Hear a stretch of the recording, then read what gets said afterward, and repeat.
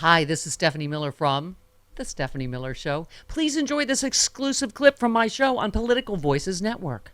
Greetings from the New York Bureau, everybody. How are you? Doing okay. We're hanging in there today. Happy second week of Threads. I've got some Blue Sky invites for you guys now. I know those Blue Sky invites, which seems so exclusive. I honestly, Fight in Thunderdome for your Blue Sky invite. I haven't opened Blue Sky since Threads came out, honestly. I logged into it yesterday just to tweet, this place really dried up now that Threads is open. Oh, no. Wow. Spoutable's ashamed of both of you. Hello. All I know is Dylan loves Blue Sky because he's able to get people like Chris Hayes and to talk to him. And Jamal Bowie from the New York Times. They're all responding to him on Blue Sky. He's like, I feel so lucky right now. All these people are talking to me. I don't want this to go away.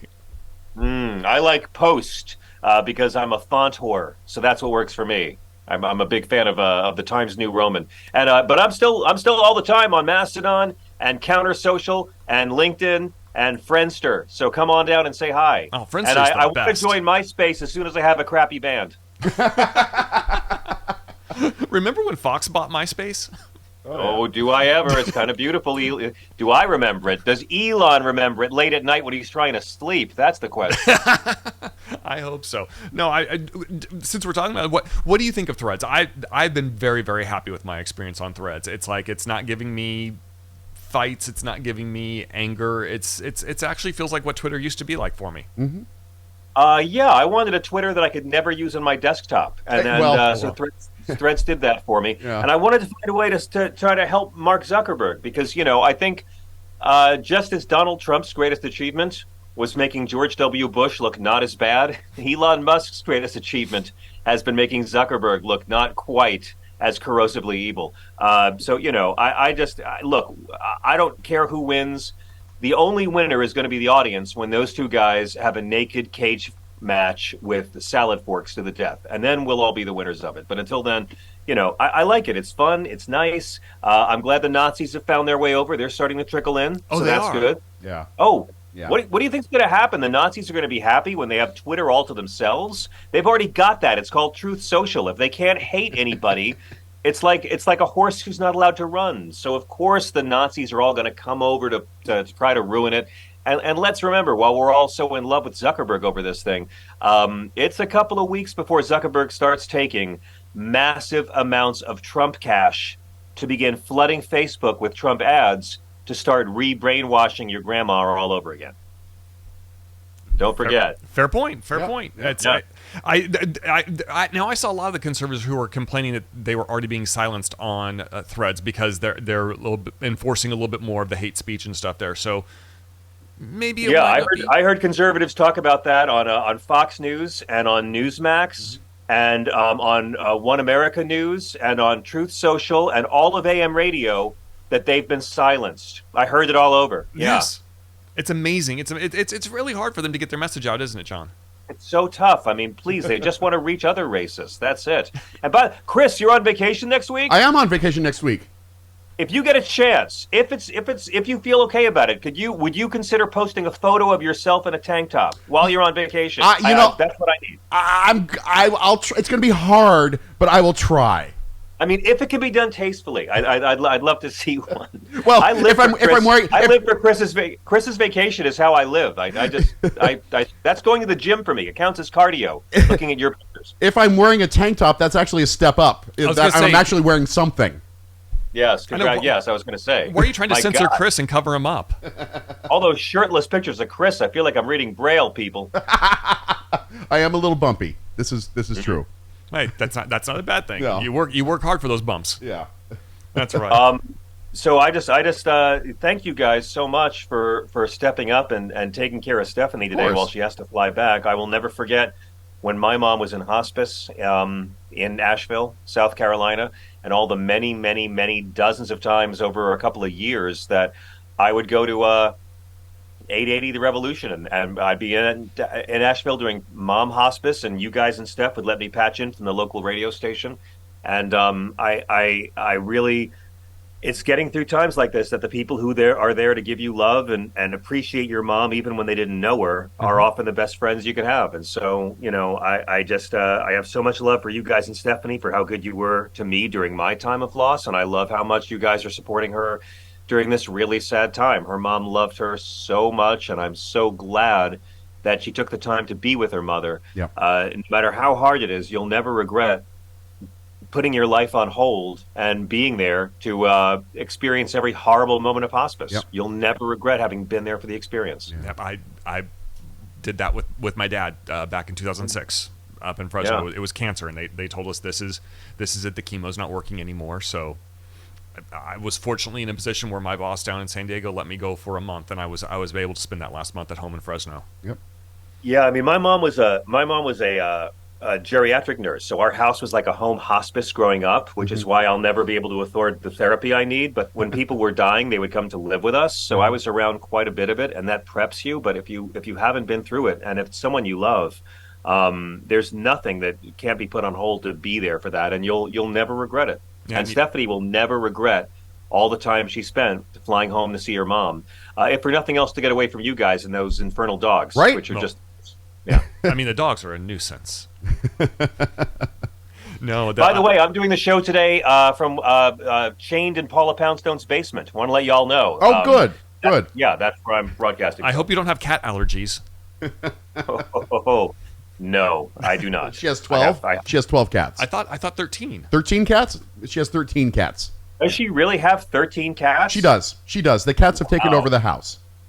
Wow, that's great. If only there were jokes about, ladies who had cats, but that's not a thing in our culture. No. I didn't know she had 13. The most I ever had was 3, and that was insane. I had 3. I was legally a gay couple in Greenwich Village. I had 3.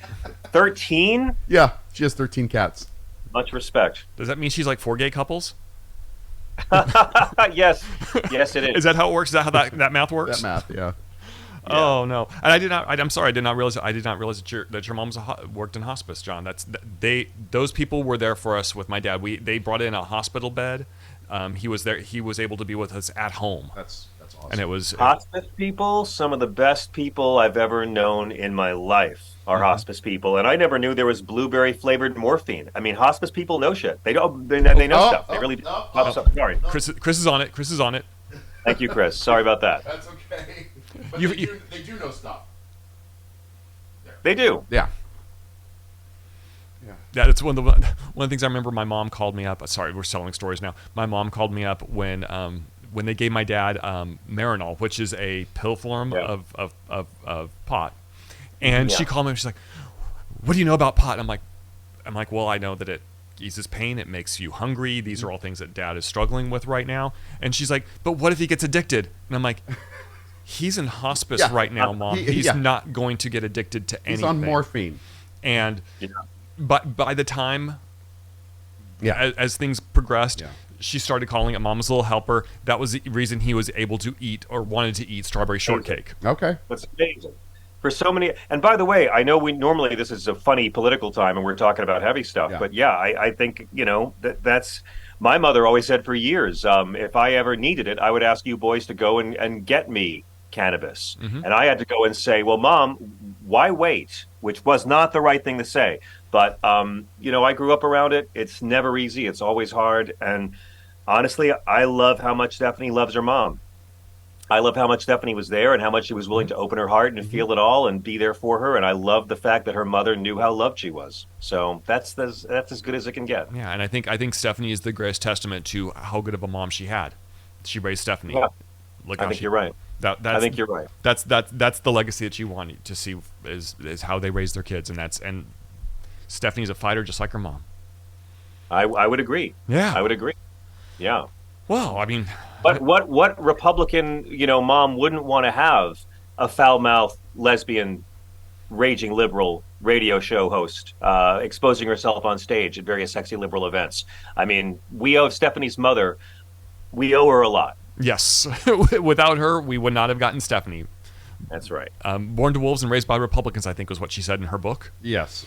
Yes. Born a wolf, raised by No, it's something. It's something along those lines. We're messing. It's like the arc of the moral universe bends towards something. Sure. It has Peronis. Oh, John, that's catchy. You should write that down, Travis. I like that. Okay. John, I mean, like, let's get into the news a little bit here.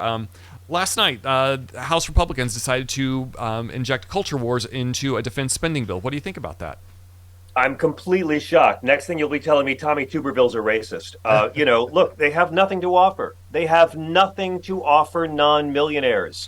Look at what a great week Joe Biden has had in Lithuania. Look at how Joe Biden showed up yesterday in the presidential palace of Finland, just where Donald Trump was 4 years ago, yes, with Putin. Running interference and carrying water and groveling before Putin. Biden shows up in the same palace at the same podium to stand down to Putin while we get these incredibly great inflation numbers that America is recovering from COVID better than any of the G7 allies, that our inflation levels are lower. Our economy has bounced back better than any of our G7 capitalist allies. Yep.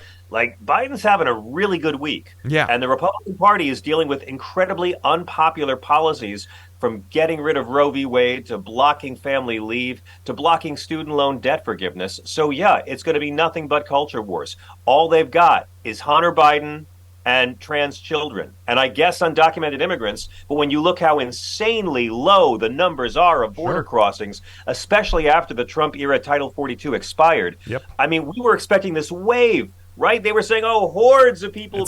Nothing. The Biden administration did their homework and they were ready. They're handling everything. Supply shortage, gasoline prices, they've handled it all. Yeah. Everything you can throw with them. So Hunter Biden's going to have to pay for this, guys. And so I'm not surprised by anything they did last night, especially after Tommy Tuberville. I mean, Tommy Tuberville is the one person who goes white supremacist to distract from being anti-military. That guy's had a really good week. I mean, if that's how you want to look at it, yes. Oh, I do. No, when you've completely hobbled the U.S. Marine Corps and left them without a commandant for the first time in over 100 years, if you're as dumb as Tommy Tuberville, you will distract us all from that by being incredibly racist. So we're talking about your racism and not your sedition. I mean, and by the way, the Republicans have to own Tuberville. Yeah. They have to. Mitch McConnell has to own him. Every Republican who is not called for Tuberville's censure for these repeated comments agrees with it. Yeah. Democrats, media, get on their case, make them own it. They either disavow it or they own it. But Mitch McConnell's saying, I'm against white supremacy. No. If you don't vote to censure Tommy Tuberville, you've signed on to the comments. They're going to use so much more racism over the next year. And the best part is, it's not going to work. Didn't work in 18, didn't work in 20, didn't work in 22. They can't offer anything to non-millionaires but umbrage and fear. That's so right. Get ready for more. Speaking of Republicans holding them account for stuff that's been said, I think it was last week. I would love to get your take on this. Mike Pence was at a campaign stop, and he said that he doesn't think that that the millionaires or the rich need to pay their fair share of taxes. Yeah, boy, I was really disappointed in Mike Pence. I had a really high opinion of him for all these years. I want every Republican to answer that question, though. I want to ask every agree. Republican candidate what they think of that policy. Everyone. It's the only thing that counts. When they talk about charter schools, we got to come back and say, does America deserve to have the best public school system? Like, just reveal their elitism through questions. Yeah. Ask them to back up what they say, because it's exactly right. They don't think the wealthy should have to pay their fair share. I think the super wealthy should be made to feel the same amount of pinch at tax time as everyone else. Yes. The very wealthy should feel somewhat inconvenienced once a year at tax time. Sure. Because any society that allows billionaires and poverty at the same time to exist is not serious about lasting. Yeah, no, you're 100% right. And I don't have anything to add to that. John, what do you have going on in your show tonight? I don't even know who we have booked on, man. I'm so drunk I don't even know how I got here. But I do know we are live 5 nights a week, and I will be doing the show from LA for the month of August. Yay. We're coming out like a whole month, and I'll be broadcasting from the LA studios and trying to find all those actors who want to come on the radio but are not allowed to promote anything because we are on strike. Yep. It's really inspiring. Yeah. It's very scary. I'm not as I'm filled with hope. I'm filled with fear about it. I thought Fran Drescher spoke beautifully last night. I thought she was amazing. She came out. Yeah. She came out hard. Yeah. I tweeted a version of it that a DJ set to music. I highly recommend. We opened our show with it on Progress last night. Look, I think the studios are going to try to outlast and make everybody desperate until they're selling their houses and they give in. But what we're witnessing right now is something amazing. Artists are, at this very moment, leading the organized labor struggle in this country. And Fran Drescher said, everything she said last night is everything the best politicians of this country have been saying for the last 60 years, and how it is labor that creates the empires that the oligarchs enjoy. Mm-hmm. The oligarchs don't get to starve the labor. Labor produces the capital they enjoy. God bless Bob Iger. You know, Disney's done some great things. But when you're sitting on tens and tens and tens and tens and tens of millions as a bonus every year, I'm sorry, you're the bad guy when the writers and artists who allowed you to amass that fortune. That fortune exists not because of Bob Iger's creativity, but because of the creativity of people that are trying to get paid for what they owe. And anyone who's worked in this business knows. I mean, look, I see myself in reruns all the time on TV, and I'll find 5 cents for it, a check. I mean, like, this is how people live. And they tried to do it with VHS and cable. They tried to do it with DVD. Now they're doing it with streaming. Every half a generation, they find a new way to tell artists, we can't pay you as much. Sorry, we don't know how this new technology works. It's really scary. We got to change all the rules. But the rich keep getting richer. And the working people keep getting poorer. And what we're seeing now is something that I hope conservatives and liberals will watch and hear, and more actors will speak publicly about it. Celebrities can use that capital, because all of organized labor is fighting the same battle that the actors and screenwriters are right now. Yes. To be appreciated for your work, because sometimes your boss can be an SOB. And it's also going to put a spotlight. The American public is going to feel that loss of content, that loss of art, that loss of creativity. So we're going to actually see that and know how important it is to have organized labor in this country. Exactly right. I have not been this proud of the president of my union since she played Bobby Fleckman in This Is Spinal Tap. She was great yesterday. There it is, my first drink of the day, Z-Biotics Pre-Alcohol Probiotic. Many of you know my story. I stopped drinking wine for 3 years during COVID, during the lockdown as part of a health reset. Now I drink wine in moderation, but this is an amazing new product. I've always believed in probiotics. And Z-Biotics, check this out. You drink just one of these. It's the world's first genetically engineered probiotic. It was invented by PhD scientists to tackle rough mornings after drinking. I am using this and I feel great in the morning. I don't have to worry if I have an extra glass of wine, I still feel great in the morning. Here's how it works. When you drink, alcohol gets converted into a toxic byproduct in the gut. I've always had acid reflux problems. It is this byproduct, not dehydration, that's to blame for your rough next day. Z-Biotics produces an enzyme to break this byproduct down. All I know is it works. It is Z-Biotics Pre-Alcohol Probiotic. Go to zbiotics.com/politicalvoices or scan the QR code on the screen right now.